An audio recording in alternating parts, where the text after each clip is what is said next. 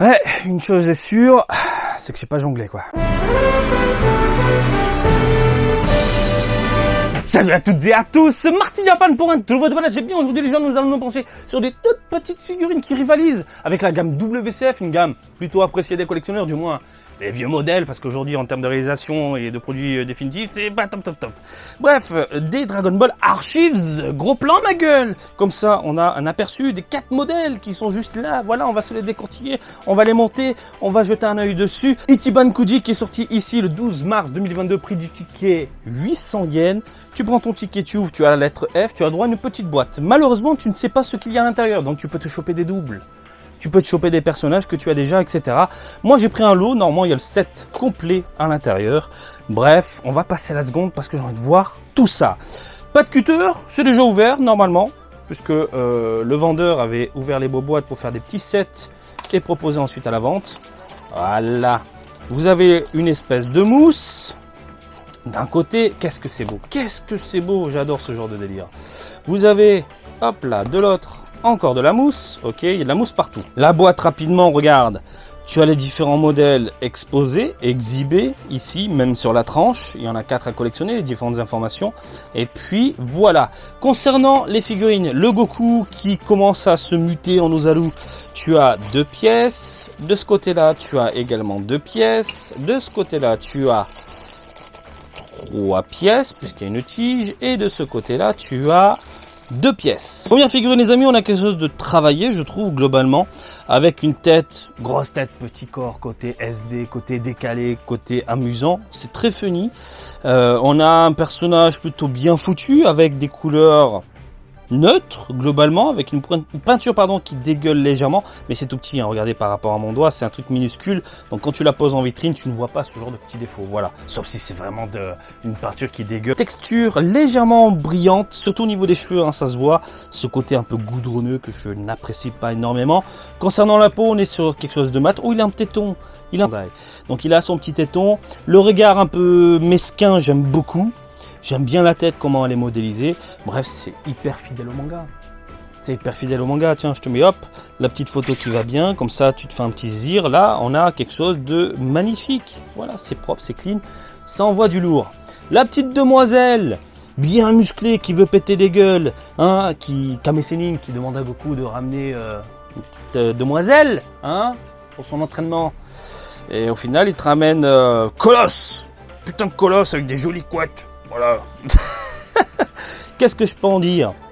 Les textures, on est sur du mat concernant sa tenue, et on est sur quelque chose de légèrement brillant, tu le vois quand je passe la lumière, au niveau de la peau. Ils ont dû faire du mat partout, hein. Les cheveux sont mat également.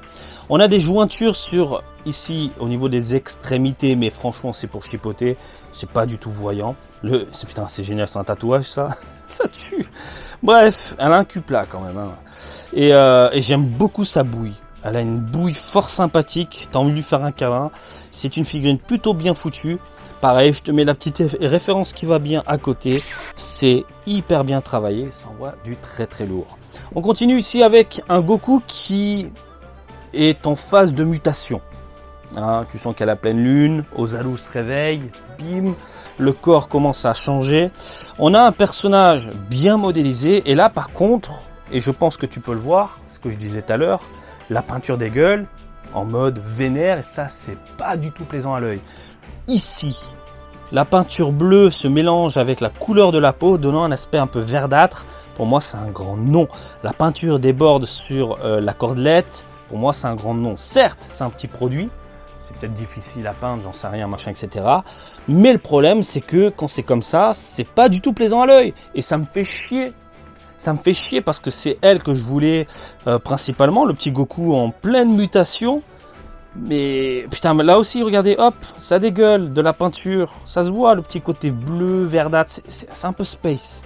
C'est pas du tout plaisant. En termes de modélisation, c'est plutôt cool, les vêtements déchirés, le corps qui change, le côté un peu SD, grosse tête, petit corps, totalement décalé. Je valide les cheveux qui montent un peu limite en Super Saiyajin, hein, on part dans du what the fuck, hein, typé Ozaru les cheveux, voilà, typé Ozaru, qui partent sur le dessus en mode pointu, mais putain, fait chier pour la couleur.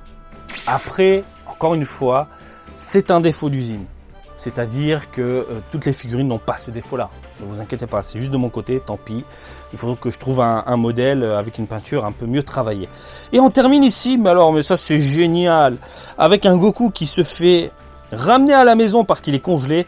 Ils ont foutu un petit côté laqué sur la figurine, donnant un aspect congelé au personnage. Figurine qu'on a, si j'ai pas de conneries, en drap cap. Et dans mes souvenirs, la drap cap est bien mieux travaillée. En plus, il y a de la neige, si j'ai pas de conneries. Dans mes souvenirs, hein, peut-être ma mémoire me fait défaut, mais c'est quand même joli. C'est quand même joli. La petite gamine là, avec son petit regard type années 80-90, j'aime beaucoup. Les vêtements sont top. Les textures sont bien travaillées. Ça envoie du steak. Je te mets la petite référence qui va bien à côté. Voilà. Donc c'est sympathique. Ça brille un petit peu au niveau de son chapeau. Le reste, on est sur du mat. Au niveau des couleurs, c'est du neutre. Hein. Ils ont rajouté des petites taches blanches donnant l'aspect justement congelé. Il a de la morphe qui coule également. Non, c'est cool. La mieux travaillée, c'est quand même celle-ci. Le Goku congelé qui se fait tirer jusqu'à la baraque, c'est la mieux travaillée. C'est bien pensé. Après, celle-ci est plutôt classe, celle-ci également. C'est juste la Goku qui passe en mode mutation, qui est pas terrible en termes de couleur. Voilà, c'est vraiment dommage. Bref, est-ce que c'est le genre de produit que je vous recommande? Oui. Oui, hein, c'est mignon. T'as pas beaucoup de place à la maison, tu veux quand même des figurines Dragon Ball, ça peut terminer la maison, ça fait tout de même plaisir d'avoir ce genre de produit. Voilà, dans une vitrine ou sur ton étagère à côté de ta télé, voilà, nickel, ou même à côté de ton PC. Moi, j'ai souvent ce genre de petit délire quand je travaille, voilà, juste à côté de moi. Goku, on est dans les 7-8 cm. 8 cm. 8 cm. Et 5-6 cm, voilà pour les tailles. Bref, oui, globalement, je te les conseille. Ça peut finir dans une vitrine. Je croise les doigts pour toi, pour que tu n'aies pas les défauts que j'ai eu avec Goku. Et puis, voilà! J'espère que ce petit déballage vous a plu. Comme d'habitude, je vous invite à me suivre sur Twitter, Facebook et Twitch, Marty Japan. Et je vous dis à très bientôt. Allez, salut, bisous, ciao, ciao!